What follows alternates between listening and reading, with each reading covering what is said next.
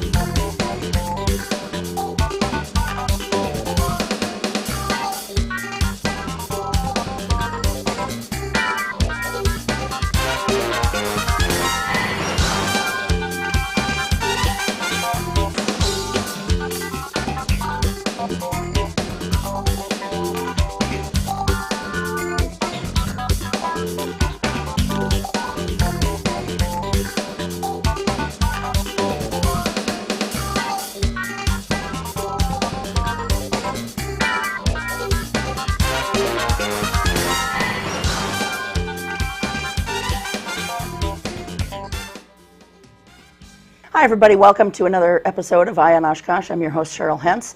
My voice is failing me a little bit. I've got bronchitis, but I'm not contagious certainly not to you folks at home and certainly not to folks here in the studio, but just bear with me and be patient with me throughout this hour. Very pleased to welcome to the show an old friend.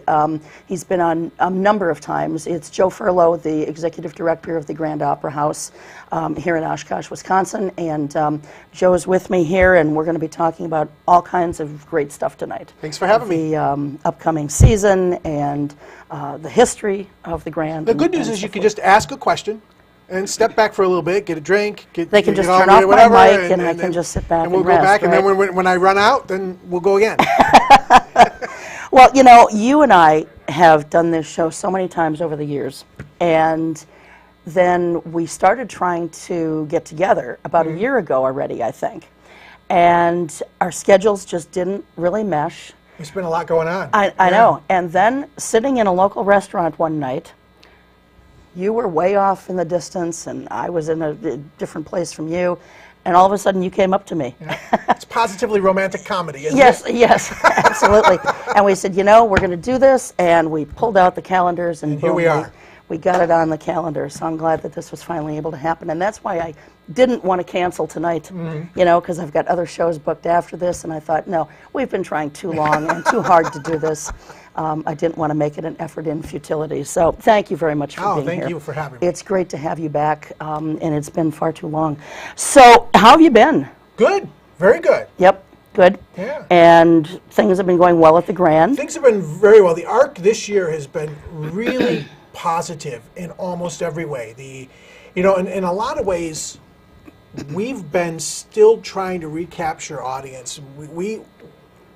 There are days when I have to remind myself that we were closed for 18 months during the worst recession that most of us can remember. And it's been a progression since then, but this year it really took just another tick up, and not only in terms of attendance being more solid, but also in terms of involvement in the community and folks coming in and supporting, and just in terms of people saying, you know, this season was really good. You know, and that makes a difference. Of course, you like to hear when people don't like things too, and it hasn't been universal. It never is. Yeah, yeah. But just in general, I think the feeling has been really, really good this year, and it's very gratifying. You mentioned about when you guys were closed for renovations, and those were extensive, to say the least. I'm trying to think when that was. Was that like 2008 or 2009? 2009, okay. February was when we were closed, and we reopened in August of 2010. Okay. I knew it was 08 or 09, something like that. So actually, September of 2010. But yeah. That's when you reopened, September of 2010. So, but I mean, has attendance and support come back for the most part from that closure? It has, but not instantly. You know, you have to come back. Like any market, when you're closed, people are going to find other places to do things, and that combined with with everything else just caused us to have to find our way. And it's caused us to do some things differently, too. The types of shows that I'm booking now are markedly different, perhaps, than what they were in 2008. How so? I think there's a wider breadth. I think I'm more inclined to play. There's a whole, our audience has changed. You know, we have the traditional audience, what I would call the traditional audience. We have the boomer audience. But there's this whole young, you know, I guess I have to call them young now because I got old. But, you know, this Americana folk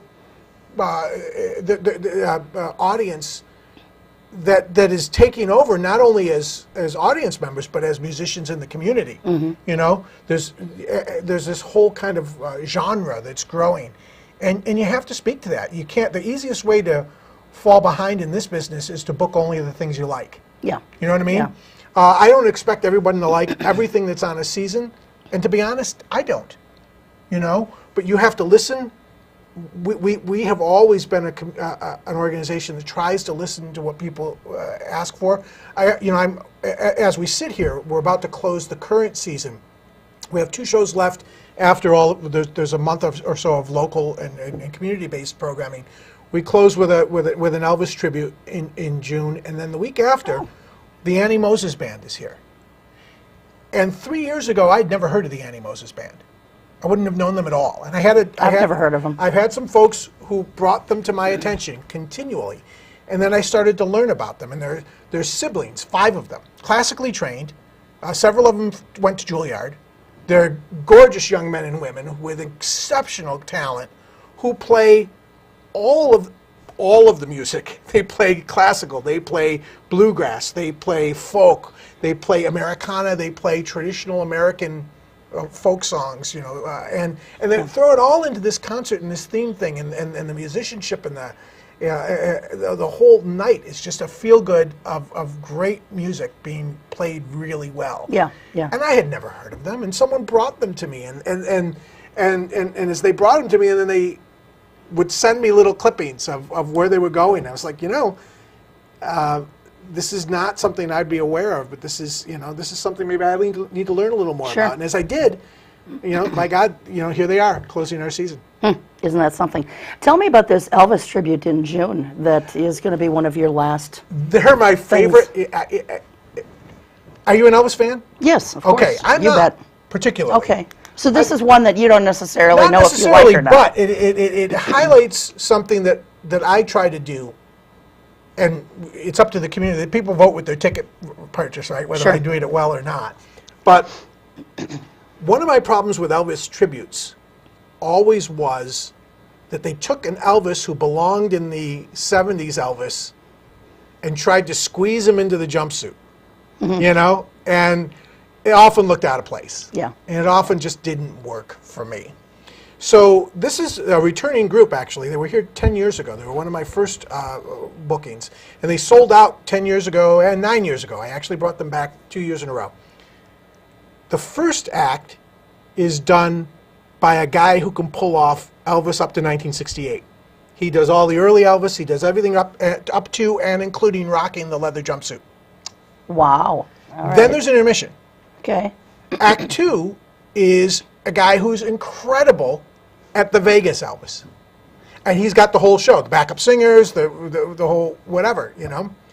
So you between the 2 performers, you have a great Elvis for all of these eras. Sure. And then just to mess with your mind, they do a couple numbers together at the end. And they, you know, it's just like That the would Star be Trek weird. meeting of the Elvises, Yeah. and do a couple things. Yeah. And that's special, you know. And I think the key to what we try to do at the Grand is we have to understand our niche. Our niche is different than the Thelma in Fond du Lac, and our niche is different than the PAC in Appleton. And all of those things belong to give the audience in the greater area what they need to see. All of us need to survive. To me, there's no competition. But we have to do what it is we do well. If it's a guy with a guitar, it should be Jeff Daniels. You know, if it's going to be a group doing the styles of the Annie Moses Band, it needs to be them. And if it's going to be Elvis, let's cover the whole thing. So Sure. as I put this year together, one of the things I looked at was to take some things that worked so well before we were closed. I almost did a whole season of it and said, let's party like it's 2005, and made it a theme. But instead, I just grabbed a couple of things. And I went back and looked at it. It's like, you know, these guys did 600 people per show twice, 2 years in a row. And then we just let them go. So the first thing I did was I needed to find recent footage and make sure they were still good. So I did, and I was satisfied. And it turns out, you know, the show has grown over 10 years of them, because they each do their own thing, but they also do this Blue Suede Shoes tribute. So it's going to be it'll be a fun time. That I may actually be coming to that. Hot dog! But you know, you talk about the difference between the Thelma and Fond du Lac and the PAC in Appleton and you know, the Widener up in Green Bay or what have you. And you're right, every place is a very different venue. Like, we most recently went to see Motown the Musical at the PAC. Outstanding show. But something like that could not be pulled off at the Grand. Exactly. You know, and some of their other shows. You know, and you know what else? We have gone down to, oh, now I'm going to be spacing out on it. It's down close to Madison, Fireside. Now there's an interesting venue. That's a crazy, interesting, different venue. I've been to 2 shows there now, and the first one was about 1.5 years ago, and it was the strangest thing I'd ever seen. Not strange in a bad way, just strange in a different way for anyone who's never been there. It's very small. There's an extremely small stage. I don't know how they pull off these performances on such a small stage, and the audience is all around the stage, and so you are very close to the performers. But they do it incredibly well. Do you know, I cut my teeth in a theater like that. Did you really? I had my first theater, and this is the first half of my career when I was directing all the time too, and hiring actors and doing summer stock, was in a 60 by 90 circus tent that we converted, and it had, the audience was in the round, around the center pole. So I had a 20 by 24 inch postage stamp stage with a pole in the middle of it. Yeah. And I was doing 4 musicals every summer. and I, you know, I was 21 years old. I had no fear. We were doing Music Man, and we were doing 7 Brides for 7 Brothers, and people were walking up the pole and dancing. But that's the whole point, is you have to be creative in the space you have. Yeah. And that translates anywhere you go.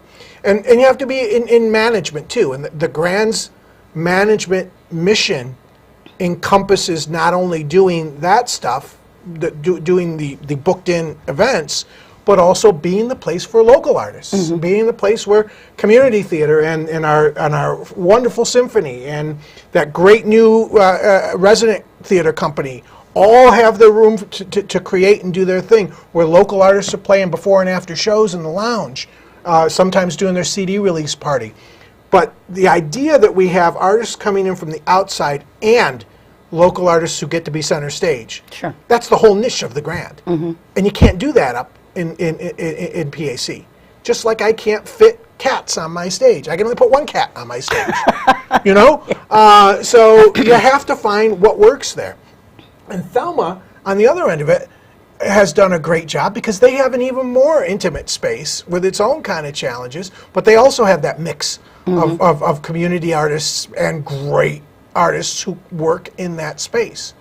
And we all just have to work with what's given to us in that area. And once we get that and hit it, the real winners are the community, who can go up and down in either direction and find great music and theater. Yeah, and it is true. I mean, you're competing for dollars in a way, but you're not competing for performances. No.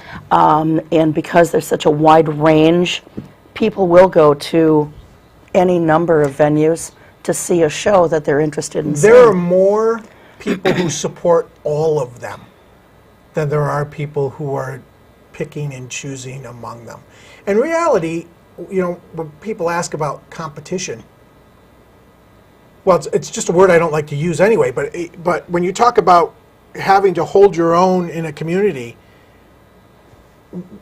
our real competition may be just making sure we are solid in our message that the arts are important to our community. Our competition is the non-arts who also need support, who also are doing great things. It's one of the reasons why I created the Basic Human Need Residency, where we go to Christine Hansen, or where we go to the schools, where we go to Boys and Girls Club, and bring artists into these other entities in the community, as a way to say they're all important, but so is the arts. You know, and we have to be. I had a mentor once who used to say that the places like the Grand were the last surviving castles of culture. That it's a constant battle to make sure people realize that this is important too. And I never go out and say it's more important than X or important than Y. All of the things are what make this community special, and all you can do is ask people to support that which they believe in, as much as they can support it. Sure.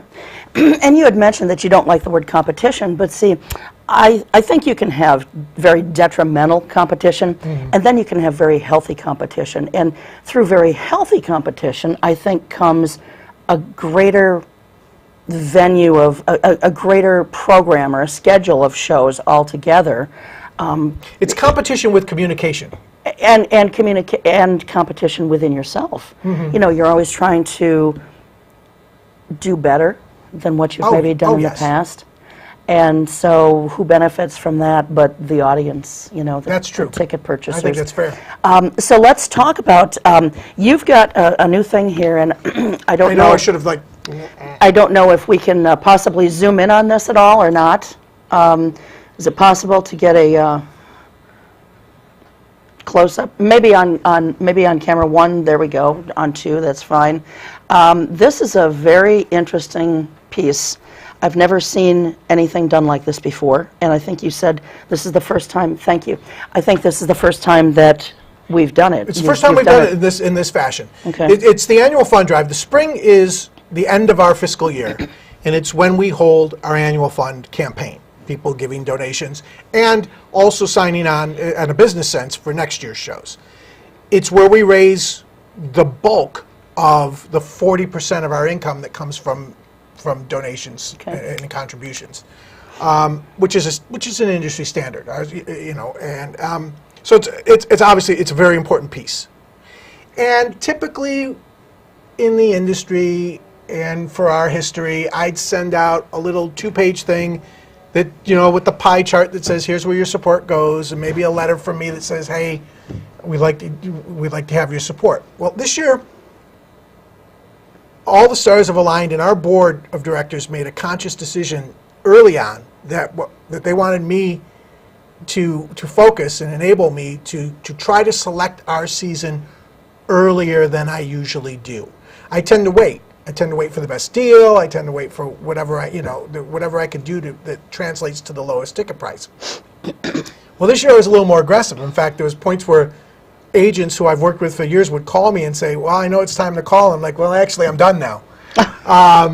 And so what I wanted to do was to take this piece, and since the biggest benefit of being a donor is that you get to purchase your tickets in advance of the general public, I thought, why don't we put as much of, this is not the announcement of the season, there are more shows to be added, there's no ticket prices, there's no info like that, but there's a preview of what we know so far, of I think 8 or 9 shows in the season, along with the idea of saying, here's why we need your support. Sure.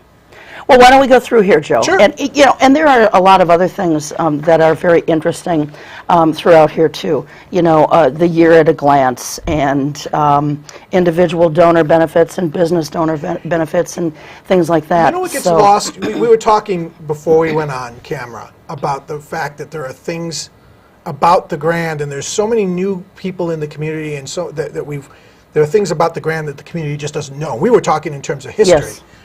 But let's talk in terms of programming on that, because sure. One thing I've learned in the last year and a half to 2 years is that I have not, of late, I think to a certain extent it's coming out of that 2009-2010 period, we're so focused on getting things fixed and done and ready that we haven't done enough, I haven't done enough of like standing on the soapbox and saying, hey, you know, The Grand has 100 performances a year. 100 public Which is events tremendous. a year. And the Grand is used, when you add in rehearsals and meetings and weddings and all the other things that happen at the Grand, over 250 days a year. It is one of the best utilized buildings in the city's inventory. And it gets lost because what happens is we announce a season of 12 or 16 events. They get a lot of ink. And in your mind, people start thinking, well, there's 12 events. Well, there's also the community players, and there's also hysterical productions, there's also the symphony, there's also 2 high schools, this year 3 high schools performing. And there's also, the shows that happen in the Grand Lounge with locals. And there's also the free community shows, Thanksgiving and holiday. There's the educational series, 10,000 kids a year in school buses coming to see educational-based programming. That's where the education in the arts is coming into play, and that's where we stay and have to stay a player in that. There's so much going on, and my latest soapbox, see what a break I'm giving you? Yes, yes. My latest focus is taking this and pointing out the arts often get pigeonholed, and there's a reason for it. When a building like the Grand is restored, it's usually a grassroots group of people who love the arts who restore a building. When a building is built new, let's use the PAC as an example. It's an economic engine driven by the business community to say, if we use the arts as the anchor of our economic drive in this block of downtown Appleton, eventually businesses are going to benefit and spring up and do. That's a much better model. Yes. And we don't talk about the Grand's role in economic development in downtown Oshkosh, or even better, in neighborhood building. We talk about neighborhood building, and it's so critical right now. Let's talk about 100 High Avenue as the center of a neighborhood downtown. Well, if there's 100 days that building's occupied, that it's publicly occupied, and maybe it's 200 people, maybe it's 300 people, maybe it's 600 people, whatever that number is, that's the time when these people in that neighborhood is active. And when that neighborhood's active, that neighborhood's safe. Right, right. And in those other days, there's 30 or 50 or 60 people going to a rehearsal or a meeting or whatever. Again, the people traffic flows. And I had a friend once who used to say that people traffic in a downtown is like water.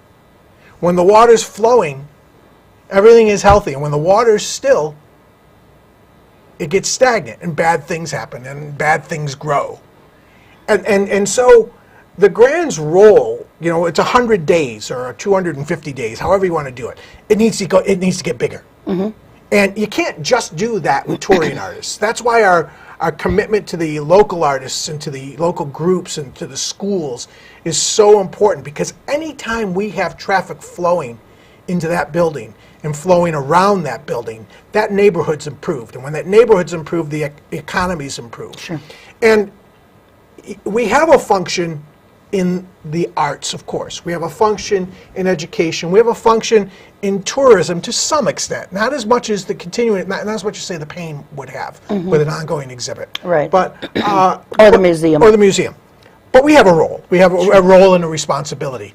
But we also have this role in economic development and neighborhood building and community building and pride of place and quality of life.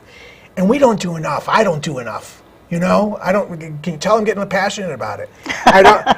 There's so much more that we should be doing, and that's really the clear message of what, not just the Grand, but what a building like ours brings to a downtown or to a community in so many different ways that you can't necessarily put your finger on. Sure. Unless you think about it. Well, and I'm going to harken back to the PAC in Appleton. Look at all the restaurants and bars that are right in that 1 or 2 block radius of that venue. And could they survive and do a really fine job without the PAC across the street or next door?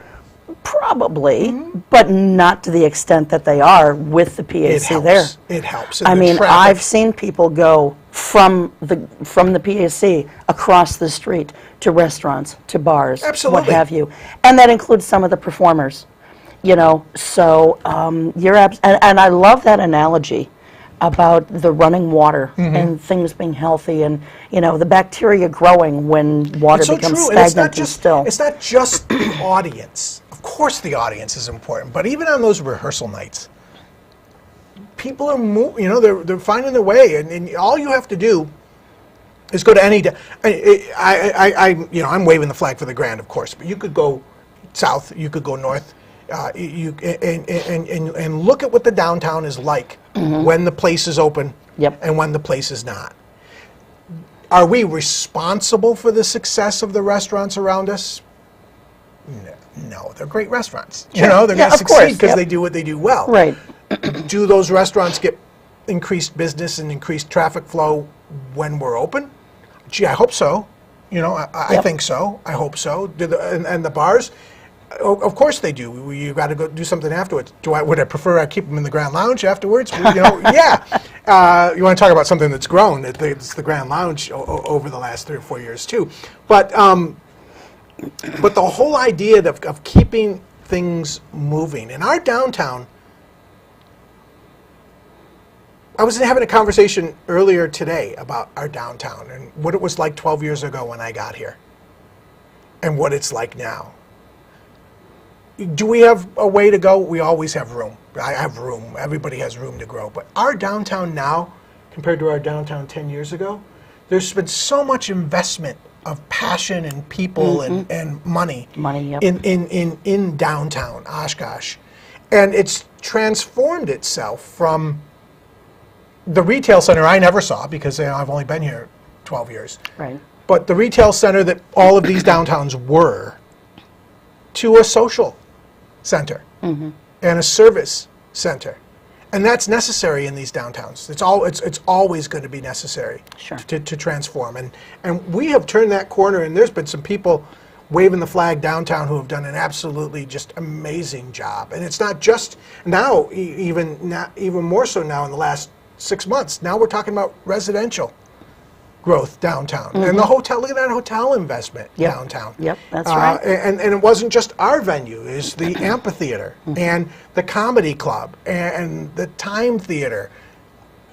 10 years ago, you know, those options weren't all there. It was the Grand. Yeah. And people often say, "What about this, that, or the other?" I'm like, "Are you kidding?"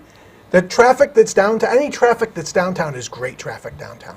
Well, and you've got the Art Walk now, you know, that when you first came here, I don't remember if we had that or not. I think it may have been just starting. It could have been, yeah. But it certainly wasn't the popular attraction and draw that it is today, you know. So let's talk about your season that you have coming up and when this actually starts. You're closing out your current season in June. Right.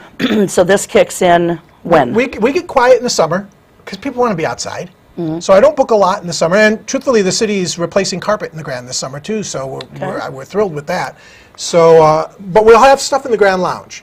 The Grand Lounge will be open for 8 weeks of the summer. It was something we started last year called Dark Nights, because the theater is dark, but the lounge is open. We do karaoke one night and trivia the next night. And I'm going to be mixed. Maybe it says it in here. Whether karaoke is Thursday and trivia is Friday. Hang on. Karaoke Thursdays are karaoke night and Fridays are trivia night. So we do that for all those weeks and just kind of open up and keep traffic flowing through the building. And then as people get back indoors after the festival season, then we start to reopen. And in September we open with the community players open us first actually in September, and our shows start in October. Okay. Community players. I want to talk just for a moment about them because they've been around for years, and I don't think that everybody really knows what they are. It's basically a troupe of people, just like you and I. Yep. Well, maybe not like you, because you're a professional. Okay, but thank you. You know, when I was a kid, I was in the Oshkosh Community Players. That's how long it's been around. And it's just people from the community who are involved in theater and who want to be in theater? It's great. The theater community is a great, and obviously I have a passion and a background. I am a recovered actor, a recovering actor, but also, you know, I've been involved in community theater and other semi-professional, professional theater in one way or another, pretty much parallel my entire career. 10 years ago, the community players were struggling. Mm-hmm. Yep. There were two groups, and they were both struggling. And I knew this great history because I don't know if you know this, but in 10 years before I got the job at the Grand, I came to Oshkosh as a guest director. And I directed a show at the Grand in 1994. I directed The Music Man. I was a guest director, and at that time there were 3 or 4 community theaters all combining to do a summer show. I came in and directed. And by the time I got here, 2 of them were left. And they did things at varying levels, and one was pretty active at the Grand, the other was not so much. And as time went on, you know, now we look at it, and not only is the community players thriving and doing 3 shows next year, but this other group, Hysterical Productions, came out of nowhere and is doing 3 shows next year. And people ask all the time what the difference is between community theater and a resident company, and why, you know, how they're not competing, because they aren't. And a community theater, everything is open, and your average person off the street can walk in, dazzle, and have a role in a show. And they govern themselves and they do their thing. The resident company, Hysterical Productions, is a troupe. There is a core group of residents, and you see them in almost every show in some fashion. They might be directing, they might be performing, they might be costuming, they might be music directing, they might be doing several things. But that core company is there, and they do things at a different level. One is not necessarily better or worse than the other. They're just different, and the approach is different, and they might invest in a different way in shows, you know, and create in a different way. But we have both of them. So when I used to struggle to see community theater at the Grand, now I've got 6 productions. The community has 6 productions they can choose from, and then there's the Symphony, who've been around. Next year is their 75th year. Wow. And there's just this, and when I started, they were at Alberta Kimball, primarily. And they still take their shows on the road, but they also call the Grand home now, and how great it was. And, you know, just last week, I don't know when we're airing, but, you know, last week, as we sit here, there was John Harmon's local, you know, a local performer of national stature, writes a symphony, and it has its Midwest premiere in front of a full house at the Grand that is the most receptive and wonderful audience you could possibly hope for. And it's just the essence of this high level of artistry we have in our community that we're able to nurture just by being there and being available, in addition to what we bring in from the outside. I wanted to mention about... I don't even remember what the question was, by the way, but we were talking about hopefully I community players. You did. And, you know, the Oshkosh community players, I wanted to ask you, because they have been doing a tremendous amount of rehearsal in the basement of our church. Right. First Congregational. And what is the reason? I mean, we love having them there. Sure. And it's great. What is the reason behind that, though? Is it to save expenses at the Grand? Yes and no. Each of the 3 organizations I mentioned, the community players, the Hysterical Productions, and the Symphony, have a special reciprocal agreement with me, with the Grand. They can use the Grand on nights when nothing is scheduled, and it doesn't cost them. In return, they become part of our season ticket package, and audiences reap the benefits of being able to buy multiple shows and have discounts. So there's a real give and take to that. But the Grand is just too busy to accommodate. And sometimes if you're doing a show, if there's a stretch of 2 weeks when the Grand is available, often either the community players or Hysterical Productions will come in and use the Grand. But if there's only, you know, a Monday and a Thursday, and you have to go back and forth, it's easier to stay in an alternate location. And both of those theater companies have alternate locations where they're rehearsing when the Grand's not available.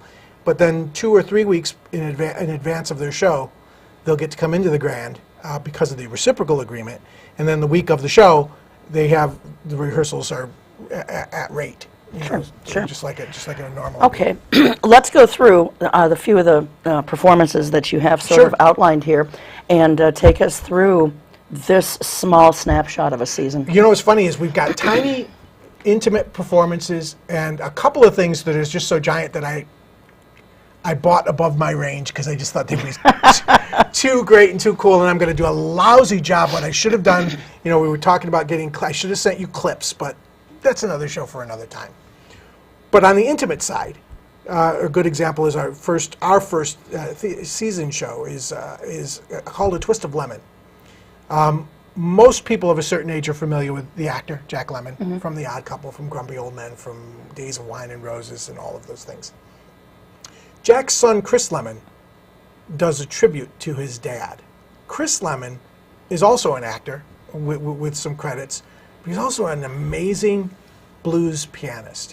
He's a trained pianist, and I had no idea until I saw the little bit of the show that I've seen what an influence that his dad was to him.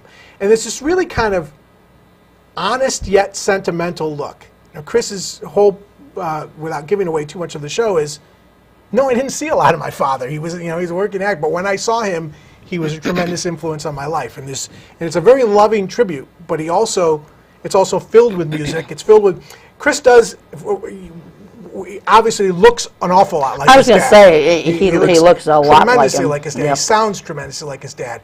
But he also does, he can do both sides of The Odd Couple. All of a sudden he's doing Walter Matthau's line, and he's doing a great Walter. As he talks about the people who are important in his father's life, he kind of assumes their character a little bit. It's really kind of fun. And there's this multimedia thing going on in the background, and a baby Grand sitting on the piano, and he'll noodle out some terrific music and going through this evening. But there is no place like the Grand to feel like you're sitting in a living room with a single performer who's giving it to the audience.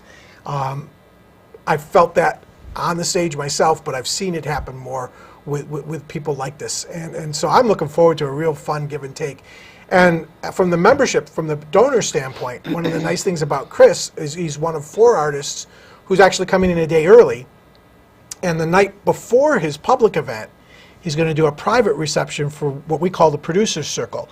And those are donors at the $500 level and higher. 3 or 4 times a year, I'll throw them a reception where they get to meet an artist up close and personal, maybe see some things that won't be on the stage the next day. I'll do a question and answer similar to this. It's a little like James Lipton with an Italian host. And so there'll be a little value added for the folks who are able to help us at that level. Chris is going to come in and do the Producer Circle event first, and then the public. Well, that's great. So then in November we go off the charts. I still don't quite know. This is a little bit like shaking a Coke. I don't know what's going to happen when this thing explodes in the intimacy of the Grand. But it's a group out of the Twin Cities called Rhythmic Circus. And it's a band with tap dancers, with singers. At one point, it's a whole darn brass band feel. And it's this entire extravaganza of music. There's one part where the guy's beatboxing, and then there's this crazy athletic tap dancing going on throughout as well. And it's just this combination of all of the arts kind of combined in one thing, shaken up together and exploding. I've seen them twice now in what are called showcase performances, 20 minutes at a time, at a conference, and I just knew I needed to have them. I needed to get them before they went to a bigger theater somewhere And this else. is their first time here. And it's their first time here. So Okay. their show's called Feet Don't Fail Me Now. At the same time, these December shows that we're about to talk about, one of the things I wanted to do this year was really go overboard on holiday season. We sometimes lay back a little because people are busy, and then I hear afterwards, I wish there'd been more at the Grand. So this year I'm going to do 12 Days of Christmas shows, and I've talked all of our arts partners into participating. So there is in addition to what I'm bringing in, there is a December symphony concert. The community players will be doing Christmas Story. Oh, good. And Hysterical Productions will be doing Christmas Carol. We're bringing in a group from Milwaukee called the Whiskey Bells, who are like a poor man's Dixie Chicks. And they have a holiday show. And they're just wonderfully energetic. We have the community band doing their holiday sing-along, a free event. We have the Second City coming in with their show for the adults, the Dazed and Holidazed and Confused Review. I have 2 events that I can't tell you about right now that I'm just about to dot the I's and cross the T's on to add to this yet. And it's all compressed into 3 weeks in December. And I'm just going to probably drive my staff crazy because we're just constantly changing things over. But that teased the next 2 events that I have in my brochure, which are the Whiskey Bells and the Second City. Okay. In January, we're bringing back. I was surprised when I brought the Big Top Chautauqua group from Bayfield down for the first time that they had never been to the Grand. This was probably 5 years ago or so. But they do the tent show radio thing that's so popular on Wisconsin Public Radio. And not long ago, they added a new host, who is a Wisconsin-based author and humorist, Michael Perry, who's also a musician. So now there's Michael Perry with the Blue Canvas Orchestra, and they've been doing this tent show radio live for a while now, and taking it out to the road. And I thought, well, it's time to bring them back. It's going to have a whole different flavor. And although they're called the Blue Canvas Orchestra, you know, they're playing. I would encourage people before they decide orchestra means one thing or another thing, you got to go see video, because the video I use on the website is them singing Crosby, Stills and Nash. You know, and I should say that this whole document will be available once it hits the mail, which will be later this week. It's also available on the website, and you can download it as a PDF if you don't happen to be one of the 7,500 people who get this in the mail. You can download it, but you can also go to it interactively. And if you hover over the pictures, you can click on a video. Okay. So don't take my word for this, because it's hard to explain the Rhythmic Circus or the Blue Canvas Orchestra. Sure. So, should I keep going? Yes, How are we please. doing on time? I've just been talking. I think we've probably got about 15 minutes. Oh, we're great So then. we're good. Yesterday and today, the interactive Beatles experience is another one of those examples, kind of like the Elvis shows. There are 3 million Beatles tributes out there, it seems like. So that's like 9 million wigs and 9 million bad accents and some really good Beatles music. So what are we going to do that's different? What are we going to do that's different? I don't want to just bring in another Beatles tribute. So I found these guys. And there are more than 4 of them. There are more than a few instruments. Yeah, they all play right-handed. No one wears any wigs. No one uses any accents. All they do is play Beatles music great. And they play all of it. And they're so confident in what they do. And they bring 19 guitars and 3 keyboards and some ridiculous amount of everything they have. And when you come into the show, in the lobby, you fill out a card. And you say, this is the song I'd like to hear tonight, and here's why. 10 minutes before the show, they collect it, they take it down to the dressing rooms, they rack them all up, and they choose the program from the audience. It's an entire audience That is cool. driven Beatles concert. That is cool. And so it's, you never know what you're going to hear. And they're spending the night going, oh, so-and-so picked this from wherever. Where are you? Oh, right, great, that's fabulous. Oh, no one's ever picked this song before. So you never know what you're going to hear. Of course, you know someone's going to request Yesterday, and someone's going to request Yellow Submarine, and someone's going to request Revolution, and someone's going to request Sgt. Pepper. So you know you're going to get all those. Sure. But then you just never know what crazy other Beatles tune might happen. And they play it. Well, and I think that speaks to this group, too, because they have to be on top of everything, Yes. because they don't know what they're going to Exactly. get. You know? Exactly. So and they genuinely, you know, the footage I've seen and the little I've seen them, again, I've seen them in Showcase, they are genuinely jazzed when they get a request that they haven't had for a while. It's like, oh, this is great. Let's do this one. So it's just going to be a fun night. And what better than having the audience actually interactively involved. Deciding the show. Yeah, so that's going to be great fun. Okay, the next one is just for me. Just for you. Just for me. Fortunately, usually when I pick something just for me, there's at least 600 people who also want to see it, so I'm counting on that. But gentleman coming in February, his name is Frank D'Ambrosio. Frank has the distinction of being the longest running actor to play the Phantom in history. He did the Phantom for 6 years on Broadway and on national tour. A sidelight is Frank also, for the fans of the Godfather movies.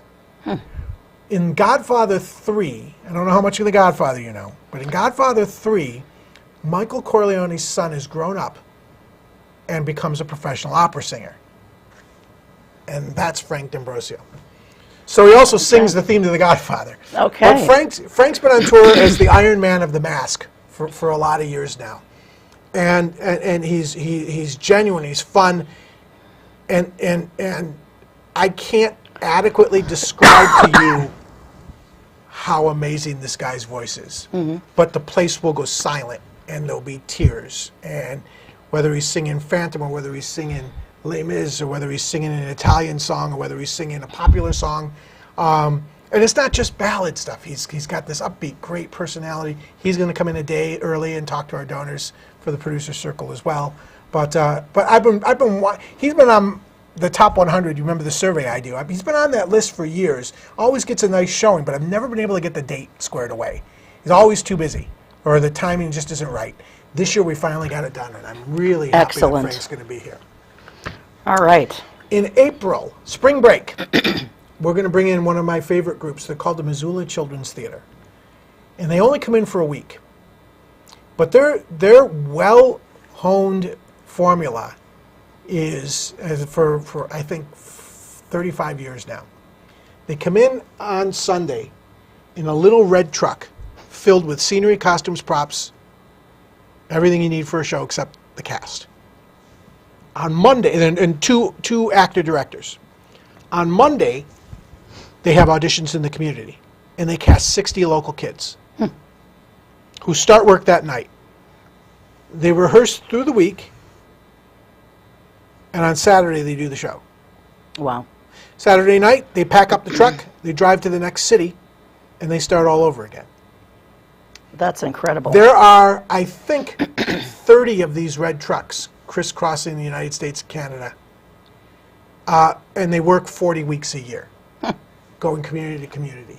There's so many different teams out there that I think in any given year, the Missoula Children's Theater visits Green Lake, visits Oshkosh, visits the Fox Cities with 3 different shows and 3 different casts, 3 different whatever. And they just do it so well. These kids are trained, these young actor-directors are trained to do this. And I've booked the Missoula Children's Theater, gosh, since I started in Manitowoc in 1992. Wow. Almost consistently. And I'm never disappointed. The community's never disappointed. And are these paid positions for these kids, or are these totally okay? So you mean the kids who are traveling? No, the community kids. And the beauty of it, it's the experience. It's the experience, but the beauty is, it's a whole different group of kids from the kids who would audition to be in a high school play or a musical, because it's a week. Sure. So all of the parents who don't have time because the kids are busy doing whatever, they're available because this is only a 1-week commitment. So you see a whole different group of things. And they know no barrier. They know no physical barrier. They know no speech barrier. You'll see people of all abilities all on stage creating this show in a week. And it's just amazingly fun. I used to say when I promoted them years ago, because I also directed, I directed kids. They don't tell kids that you're not supposed to be able to do a show in a week. It's supposed to take 5 weeks, 6 weeks, 8 weeks of rehearsal every night. But they don't tell them that. So they don't know that you can't do a show in a week, so they do. Mm-hmm. And they very carefully create these scripts so that, the littlest kids are doing something, because this is grades K through 12. Okay. The littlest kids have certain roles within these fairy tale stories, and the older kids have bigger roles, and the oldest kids are actually assistant directors. They help put the shows on. So they all have these very carefully crafted scripts. And they're only an hour long. They're musical. They're learning music. It's a musical theater production. So regardless of whether you have a kid in the show or you just want to spend an hour watching kids be cute and do a show, it's just a great show to do. And it's great for what it does, and it's great for what it does for the kids. But it's also just so much fun to watch. Oh, I bet. I bet. Okay. Outrageous. I can't. I'm not. I don't even know how I could describe this thing. Their slogan is "Art and Music Gone Wild," and it is. It's music, but they literally come in and cover the stage with a tarp because they're creating art on the stage while the music and dance and black light and color is going on. And they may be singing. The clip I use a lot that probably links to this if you find it on the site. They're singing "Birth of the Blues," and so some guy performing the heck out of that song. While he's singing with the backup, with the band, there are 3 artists on stage going from blank canvas to portraits of, I think it's Louis Armstrong, or maybe it's Ray Charles, Sinatra, and John Lennon. And they create this whole thing within the framework of the song. They start from blank to creating these portraits. Paint's flying and things are happening. And it's just this incredible, all-encompassing experience. And you have to see it. But That would be worth seeing the clip for in and of itself. Exactly. And it's a night where people are going to leave and they're going to say, what a shame if we had missed that. Mm-hmm. And that's what live performance needs to be. What a shame if we had missed that day. Mm-hmm. So that's going to be a lot of fun. The last show that we've got here, and again, I want to say there's more to come. But the last one in this piece is a recreation of the old Highwaymen supergroup. And I feel like I owed this one to the community because this year we had a wonderful returning artist who did the definitive Johnny Cash tribute, who sadly passed away before he got here to do the show. So I owed them a Johnny Cash. So I hunted and I hunted and I hunted for someone that I thought could be that person, to do that person. And like Elvis, there's an awful lot of Johnny Cash out there. Oh yeah. Of varying degrees. Well, this fellow happens to not only do Johnny Cash great, but he's also doing it in concert with a Willie Nelson and a Waylon Jennings. And again, you don't trust me, check out the video. Check out the video because this Highwayman concert is the #1 tribute to the supergroup of the era.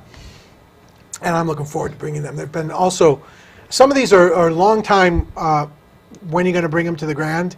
Artists that we're coming through with. So in addition to that, the local groups are front and center. There's 3 community player shows, 12 Angry Men, Christmas Story, and Calendar Girls.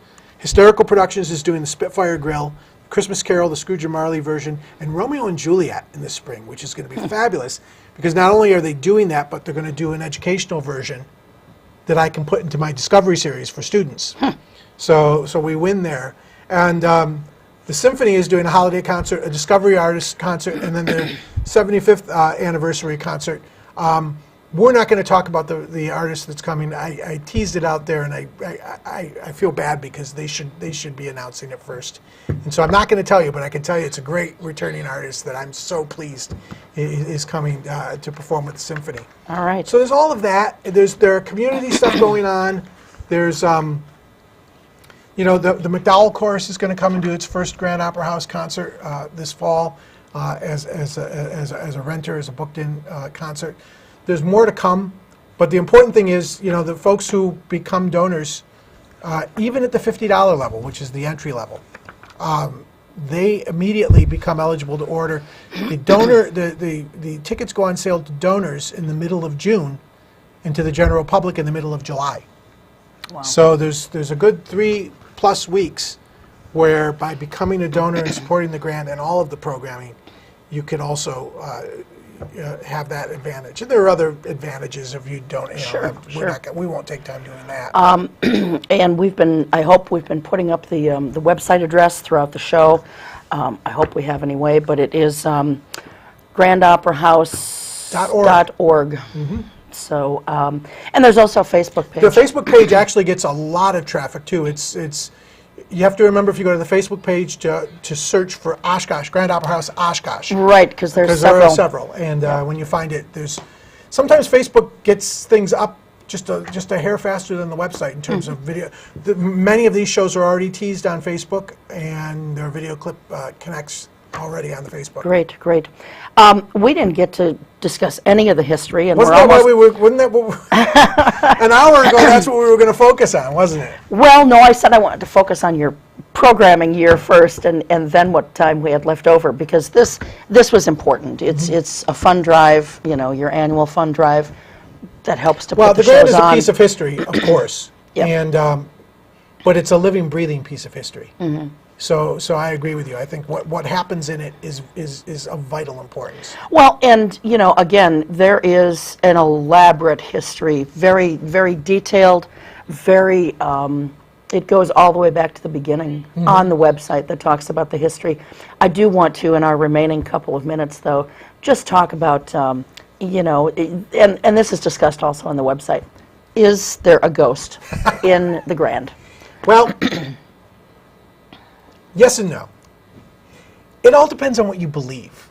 There are fabulous ghost stories, and we celebrate them. Actually, this is the first year we're going to take a year off from the Spirits of the Grand tours.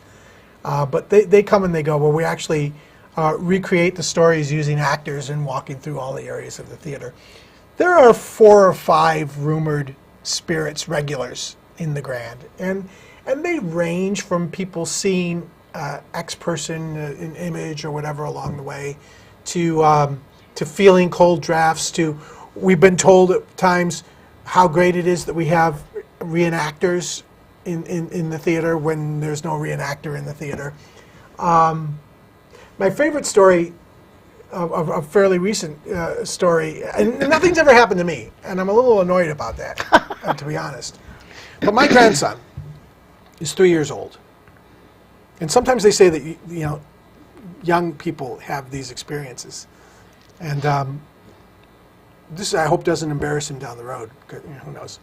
But there's no pictures. So, but he was in the theater with family. We were at a time when the theater was not open, and he asked his dad if he could go down and visit. He was in the balcony. He asked his dad if he could go down and visit with the man on stage. There was no man on stage, but his dad, being a good sport and an actor, and knowing the history and having been active in the tours, said, well, maybe that's so and so, and he used a name. So why don't you say hi? Seamus said, hi, so. And he stopped and he listened, and then he talked, and then he listened, and he talked, and he listened. And he had this conversation going with air. And not long after, I came through, and he said, Grandpa, I want to go down and talk to the man. And I said, what man? He said, right there. Don't you see him? And so we went down, and he had his conversation. But if that that spirit is there, then it's it's my grandson he wants to talk to, and not me. I always say this: the truth is, if that's something you believe in, then I think it's real. I think there are spirits in the Grand. Thankfully, they're all good spirits. If you don't believe that, then I'd say it's an old building. It makes a lot of noise, and sometimes I walk around at all hours of night. Yeah. But why not go with the first half of it? Because That's theaters right. are all about imagination and Entertainment. and creativity. That's right. And castles of creativity. So There you why go. not say, sure? All right, excellent. And on that note, we have to end. Thank you so much. It's always you. so entertaining fun. and so much pleasure. We have a whole other show on your page we'll have to do another time. We do. We didn't get to any of it, but thank you. Thank you. As always. And we won't take as long to get you back the next time. Thanks. All right. Thanks to the crew. Thanks to you. Thanks to Joe. And we will see you next time. Until then, take care. Keep your eye on us. We've got Our Eye on Oshkosh.